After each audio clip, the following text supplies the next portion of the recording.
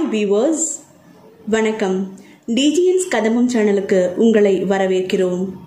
இன்னைக்கு நம்ம பார்க்க போற மெனு கடலைப்பருப்பு சுண்டல், பருப்பு ரசம்.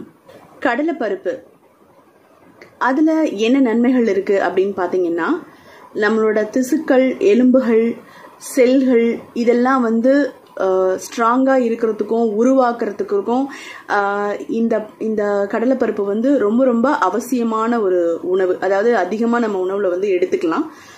இதயம் சம்பந்தப்பட்ட நோய்கள் எதுவும் நமக்கு வராது. ஏன்னா இதுல அதிகமா பொட்டாசியம், மெக்னீசியம் சத்துக்கள் அதிகமா இருக்கு. அப்படிங்கறதால இன்னைக்கு கடலைப்பருப்பு அதுதான் மெஜாரிட்டி. அதை வச்சுதான் இன்னைக்கு மெனு ரெசிபிஸ் பண்ணிருக்காங்க. நார்மலா பருப்பு ரசமும் மிளகு ரசத்துக்கும் கொஞ்சம் தான் டிஃபரன்ஸ்.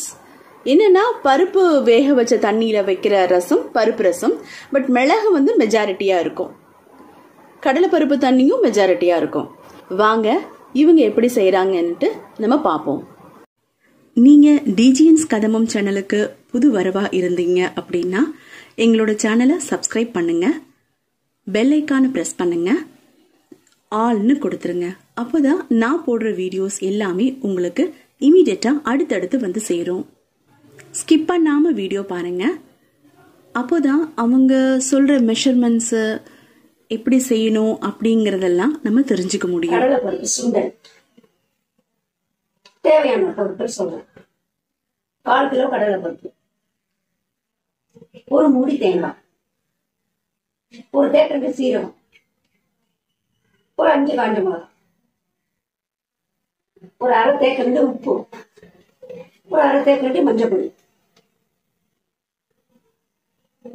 ஒரு 5 காஞ்ச மிளகாய், ஒரு 2 தேக்கரண்டி எண்ணெய். கடலை எண்ணெய் நான் யூஸ் பண்றேன். இந்த ஒரு சொம்பு தண்ணி அதை வேக வைக்கிறதுக்கு ஒரு மணி நேரம், ஒரு நாள் போதுமானது. நீங்க பாத்திரத்தை வேக வச்சீங்கன்னா இந்த ஒரு சொம்பு தண்ணி, இல்ல குக்கர்ல வைக்கிறீங்கன்னா ஒரு 100 கிராம் தண்ணி, உங்களுக்கு அளவுக்காக டம்ளர் காமிச்சிருக்கேன். இதை வச்சீங்கன்னா 5 நிமிஷம் கண்டிப்பா வைக்கணும்.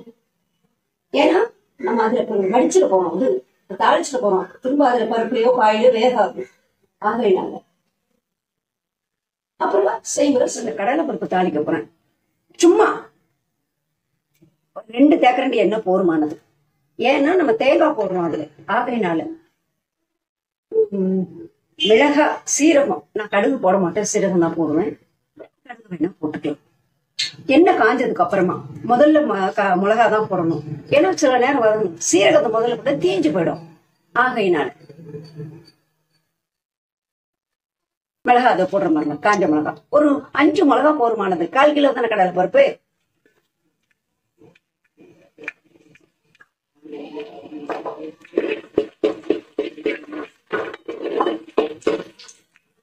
சீரகம் இதை போட போறேன் பாருங்க, ஒரு தேக்கரண்டி சீரகம்,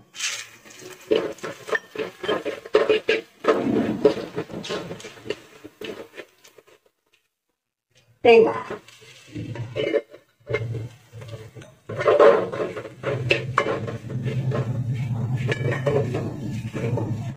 எனக்கு மல்லித்தலை, சில்லி போடுறதுதான் வழக்கம். நீங்க அரிஞ்சு போடுறதுன்னா போட்டுக்கிடலாம்.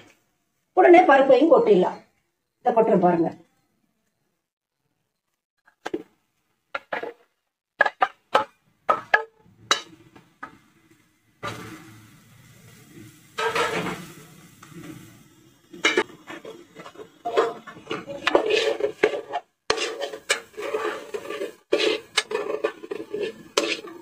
பருப்பு தாளிச்சு முடிச்சாச்சு. ஒரு 2 நிமிஷம் இருந்தா போதும். இந்த பாருங்க, ஒண்ணு ஒட்டாம இருக்கு பாருங்க, அதான் விஷயமே. இப்ப இறக்கிடலாம். மிளகு ரசத்துக்கு அளவு சொல்றேன் உங்களுக்கு. 2 தேக்கரண்டி மிளகு, 2 தேக்கரண்டி சீரகம், ஒரு 5 கிராம் பெருங்காயம், ஒரு 4 காஞ்ச மிளகாய், ஒரு பூண்டு, ஒரே ஒரு தக்காளி, ஒரு 50 கிராம் இருக்கும் தக்காளி, ஒரு எலுமிச்சை அளவு புளி, மஞ்சள் பொடி, தேவைக்கேற்ப உப்பு. இன்னொன்னு நான் உங்களுக்கு சொன்னேன், இது பருப்பு வாயு சம்பந்தப்பட்டது. இந்த ரசம் கோர்வையா இருக்குன்னு நான் வச்சிருக்கேன். செய்யுங்க.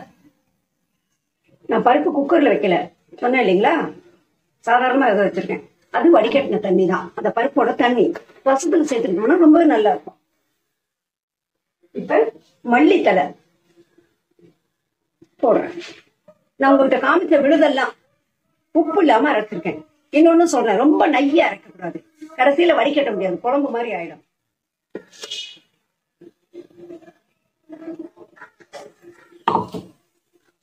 ஒரு அரை தேக்கரண்டி உப்பு, மஞ்சப்பொடி. எனக்கு கையளவு தான், உங்களுக்காக தான் சொல்றேன். 2 தேக்கரண்டி உப்பு, எனக்கு கையளவு தான்.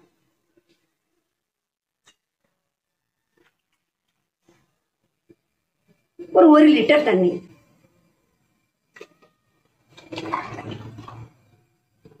கரைச்சி கொதிக்க வைக்க வேண்டியதுதான்.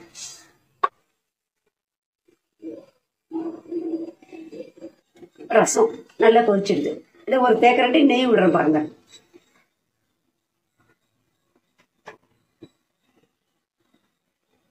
இப்ப ஸ்டவ் அணைச்சிட போறேன்.